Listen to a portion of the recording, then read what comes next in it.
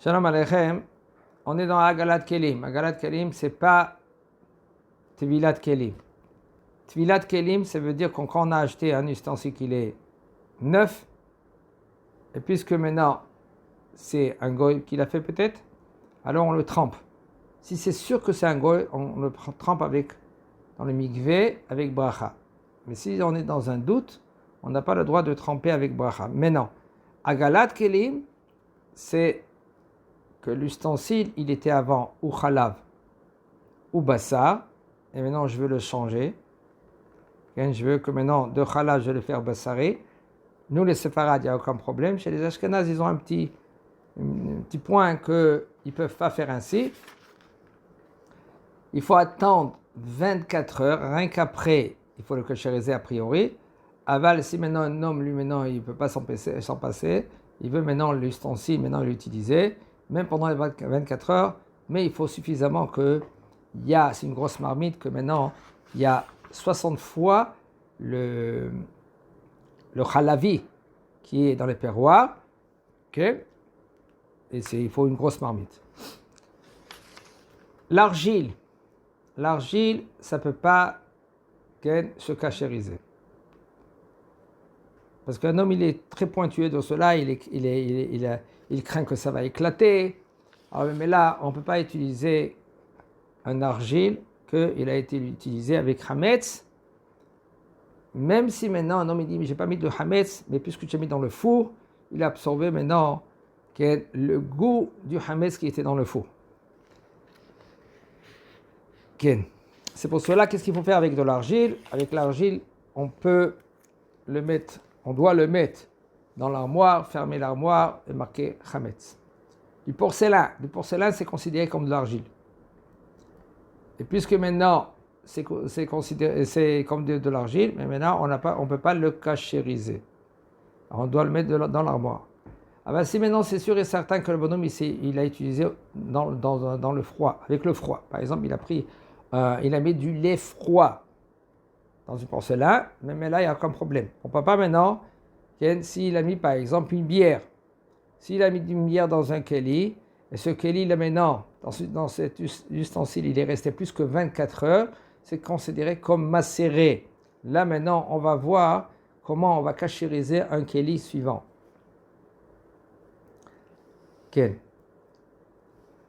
Le kior, ça veut dire le lavabo. Alors il y en a qui se fait en métal, il y en a que c'est fait avec de l'argile. Et puisque c'est fait avec de l'argile, on va dire qu'on ne peut pas le cachériser. Et bien il dit le Rav que non, on peut l'utiliser. Comment on doit faire?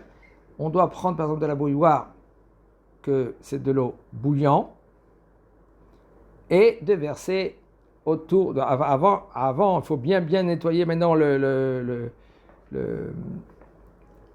kior. Le kior, ça veut dire le lavabo. Il faut bien le laver. Avec le Sainte-Maurice, nettoyer maintenant qu'il n'y a pas de la graisse et tout cela. Après, je prends de l'eau bouillante. Une fois, c'est bien de faire 3 fois. Et là, j'ai cachérisé, même que c'est de l'argile. Maintenant, si c'est en métal, va dire que c'est aucun problème. Maintenant, un ustensile, comme on l'a dit maintenant, que par exemple, on a pris un broc et on a mis de la bière dedans. Et puis, c'est passé maintenant 24 heures. Ou du whisky. Aussi, c'est Hametz.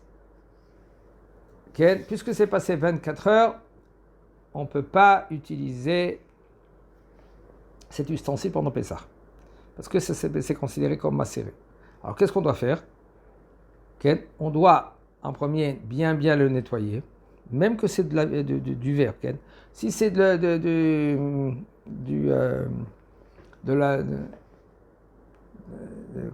pas Pyrex, c'est la cavanette de l'argile. Si c'est de l'argile, maintenant comment on doit le cachériser?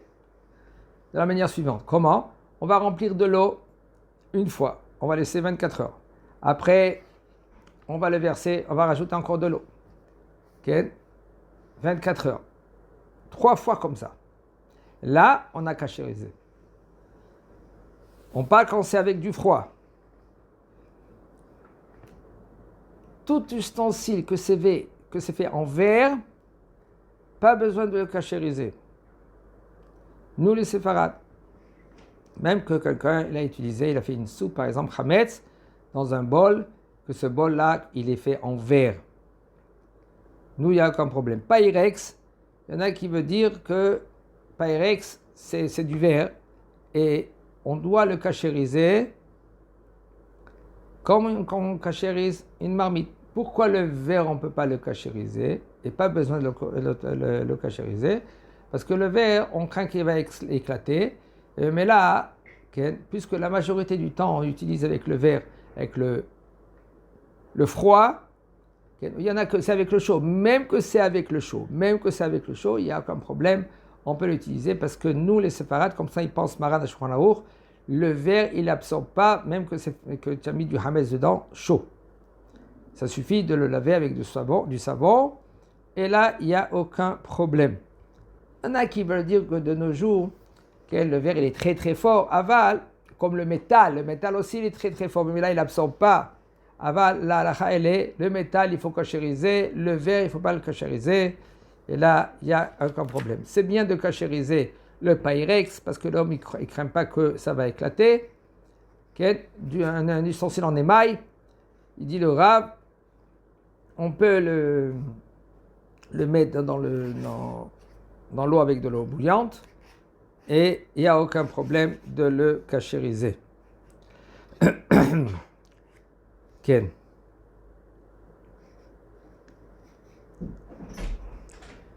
Une assiette. Ken, tous les assiettes, il n'y a aucun problème. Tous les assiettes, Ken, si c'est fait en verre, alors aussi tu les laves bien avec du savon. Si c'est fait avec du porcelaine ou avec de l'argile, aussi, Ken, on n'a pas le droit de l'utiliser pendant Pessah. On le met dans un coin. Et là, c'est bon. Maintenant, des tables. Des tables, si c'est fait en verre, bataille que ça commence même pas, on n'a pas le droit de le cachériser, on le nettoie bien, et on met une nappe, et il n'y a aucun problème. Si c'est fait en bois, alors c'est des fois les gens ils ne font pas attention, ils prennent la marmite, et la marmite avec des pâtes, ils mettent sur la table, et si c'est un peu humide en bas, alors la table elle a absorbé le hametz. Alors qu'est-ce qu'on fait? On n'a pas besoin maintenant de cachériser, on le nettoie bien avec du savon. Okay. Pas besoin de Sainte Moritz, pas besoin de tous ces inanimes là. Et là, tu les nettoies bien, et tu mets une nappe, et c'est bon. Okay. Tous les nappes, il n'y a aucun problème, on les lave bien dans la machine. Ça arrive des fois à 40 degrés, 50 degrés, même il y en a que c'est des nappes blanches à 90 degrés. Et là, il n'y a aucun problème de l'utiliser pendant Pessah. Ok. Pas besoin d'acheter des nappes. Seulement si un homme lui veut maintenant une femme, elle veut maintenant une nappe neuve pour pendant Pessah. Ah ben sinon, Pessah, on peut cachériser. Seulement si c'est bien. Aujourd'hui, c'est pas comme avant. Aujourd'hui, c'est facilement, on peut acheter une marmite, 2 marmites pendant Pessah. Bon, le bonhomme, il vient de se marier, alors c'est bien d'avoir une marmite pendant Pessah, 2 marmites pendant Pessah, une poêle, des couverts, et après de le mettre dans un petit carton et de le mettre dans la cave si tu as une cave. Maintenant, le plan de travail. Alors, il y a du plan de travail que c'est en bois. En général, le plan de travail, il est en marbre, ou en pierre. Alors, qu'est-ce qu'on fait? On le nettoie bien avec la graisse que ça collait des fois. Des fois, la maman, elle pétrit du pain, la pâte sur le plan de travail. Alors, il faut bien nettoyer, enlever avec un petit couteau. Si maintenant, il y a un morceau de pâte dans les coins. Et ça suffit, c'est vrai qu'il y a des poskim qui disent que de mettre une pierre bouillante, qu'elle est bien, elle était dans le feu, et de le mettre dans le plan de travail, et après de verser de l'eau, et puis ça s'éperpille dans le plan de travail. La halakha, nous, on ne fait pas comme ça. La halakha, elle est comme ça, il dit Rav Ovadia, Zatzal, il faut prendre de l'eau bouillante de la bouilloire et de verser tout le long du plan de travail. Alors, il y en a des gens qui craignent que maintenant ça peut éclater. En général, du marbre, c'est du marbre. Ça éclate pas avec de l'eau bouillante comme ça. Seulement si maintenant ils prennent, comme je vous ai dit tout à l'heure, avec une pierre, et là ça peut éclater. Ah si un homme, lui, il craint aussi comme ça, il dit, ouais, je ne sais pas, mon plan de travail, il est très très fin là, je crains, alors que c'est bien, il y a aucun problème. Tu nettoies bien. Aujourd'hui, il y a, excusez-moi, il y a du PVC, okay? Ça dépend de l'épaisseur, okay? Pas besoin d'avoir très épais, ou il y a du PVC, ou par exemple, il y a c'est du papier collant. Du papier collant, en RS, il donne aussi un Hersher, un cachot de Badatz, et là, il met sur le plan de travail tout cela, pas besoin de cachériser et de verser de l'eau bouillante, rien du tout, pas besoin, et là, tu mets ce papier collant-là, il est un tout petit peu épais, ou tu mets du PVC. PVC, dans tous les endroits de plan de travail, il y a des belles couleurs. Alors tu changes un peu la décoration de ta cuisine.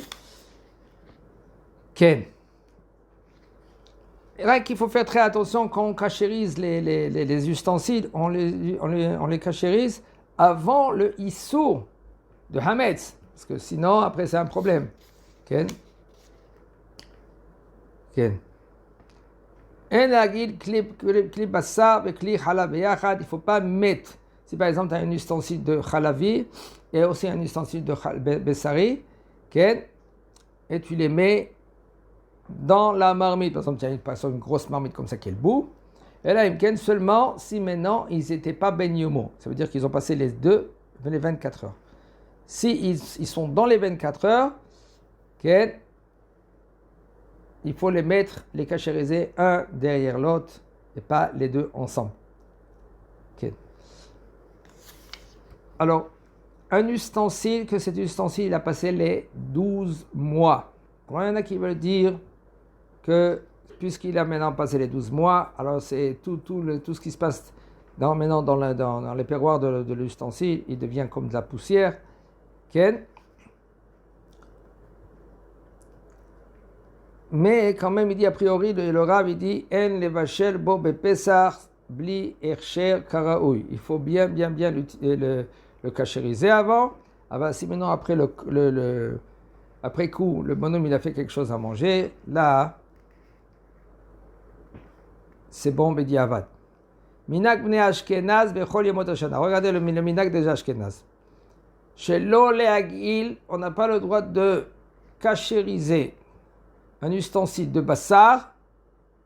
Je vais maintenant le rendre, après qu'il a passé 24 heures, je vais maintenant le mettre dans une grosse marmite et de le rendre maintenant halavi. Okay. J'ai une marmite, bessari, je l'ai bien nettoyé, j'attends 24 heures. Maintenant, je vais le mettre dans une grosse marmite qui est parvée, ou je l'ai cachérisé déjà. Et maintenant, je vais le purifier, je vais le rendre, pas purifié, je vais le rendre maintenant halavi. Okay. Il dit le Rav, d'après les Ashkenaz, c'est assour. Ou Bessari à Chalavi, ou Chalavi à Bessari. Ça, c'est pour les Ashkenaz. Pourquoi? De peur qu'il va se tromper, le bonhomme. Maintenant, j'ai la marmite qui est Chalavi. Et maintenant, dans ma tête, je sais que cette marmite qui est rouge, elle était tout le temps Bessari. Et maintenant, je vais utiliser pour Bassar. Et en fin de compte, elle est Chalavi maintenant. On va se tromper.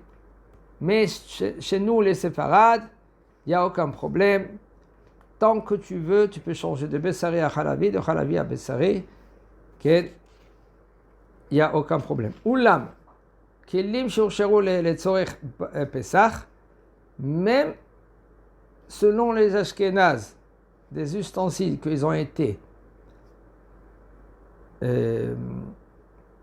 kasher, sont rendus kasher, de Hametz à kasher les Pesach, même d'après les Ashkenaz, c'est moutard, et là, il n'y a aucun problème. C'est bien et c'est conseillé d'avoir quelqu'un qu'il est là, si par exemple tu te trouves dans un endroit, que lui qui vérifie que la cachérisation elle est bien faite. Chazak Obaor.